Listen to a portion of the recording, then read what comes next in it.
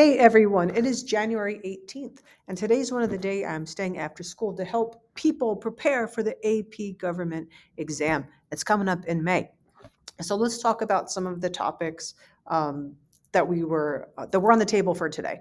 Well, this is still covering Unit 2, even though we're basically in Unit 3 now.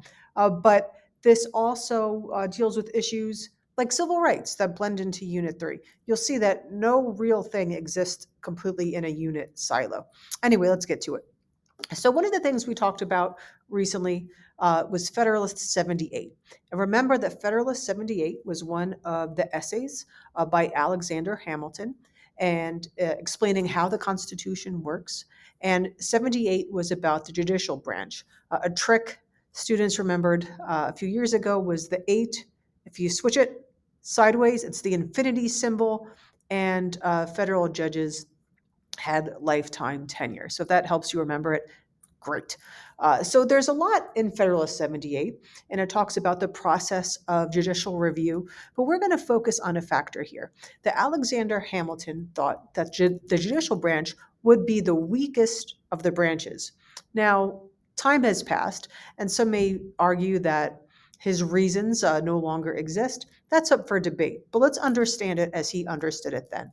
And by the way, we did spend this past week celebrating the birthday of Alexander Hamilton. He was born on January 11th, 1757. So happy 267th birthday, Alexander Hamilton. We're celebrating. All right. Now, he thought that of the three branches, the judicial branch would be the weakest one. Look, who is that next to the judicial branch? Is that the executive branch? Is it the legislative branch? I don't know. But it's much stronger than the weak judicial branch. Looks like it can't even lift like a 5 pound weight there.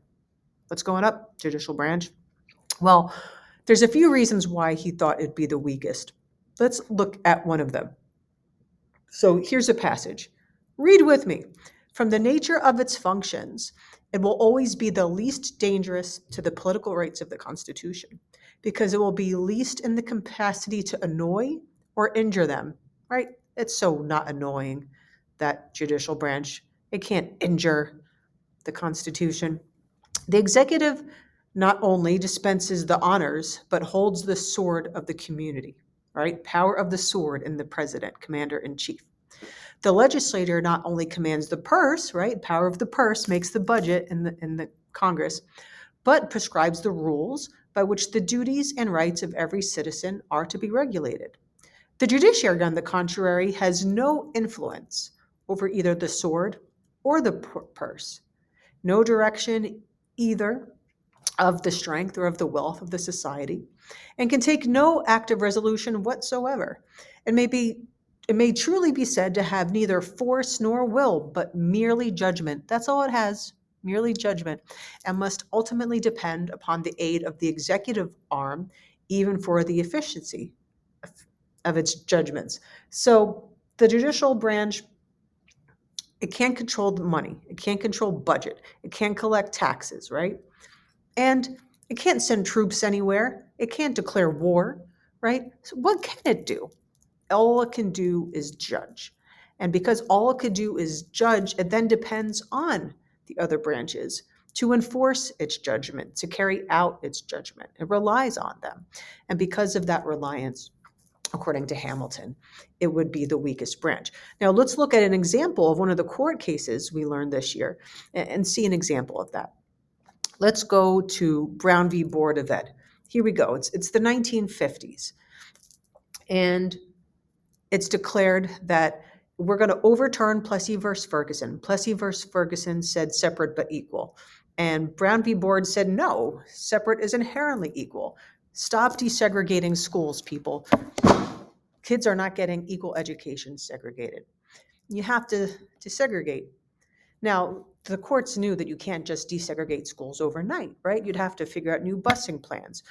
Teachers would have to be moved, all sorts of things. But it should happen, they wrote in this decision, with all deliberate speed. With all deliberate speed. How long is that? Is that a year? Is that 2 years? Is that a decade?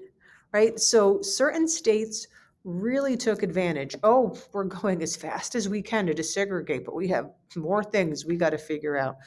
And they implied all the delay tactics that you can imagine. What is the Supreme Court going to do about it? Right? The Supreme Court can't do anything about it. So let's look at things that happen as part of those delay tactics. I'll give you an example. South Carolina did not desegregate its schools till 1966. That wasn't fully desegregated until 1970. Right? It took about 15 years. 1970 is really not that long ago. All right. What Congress did is how they chose to try to enforce it was they actually made an act, Elementary and Secondary Schools Act, that said if you don't desegregate your schools, you're not going to get this funding. So they dangled their power of the purse over the states and local municipalities that weren't desegregating. Well, what could the executive branch do? Eisenhower eventually, there were some delay tactics in the other branches as well, but eventually Eisenhower sent the military. It's a Little Rock Nine. And can you imagine going to school having to be escorted by troops, right? Because the governor there was like, mm-mm-mm. And Eisenhower was like, yes, yes, yes. And they sent them in. I'm going to give you an example. Linda Brown, right, of Brown v. Board of Ed, she was 7 years old when that case was heard. She did not go herself into a desegregated school until she was in junior high, right? So just because, they held up this paper, right, doesn't mean that overnight schools are desegregated. So that shows the weaknesses of the judicial branch and how it depends on the other two branches for its enforcement. All right, it's been another wonderful session on a Thursday this week instead of Tuesday, and hope all is well.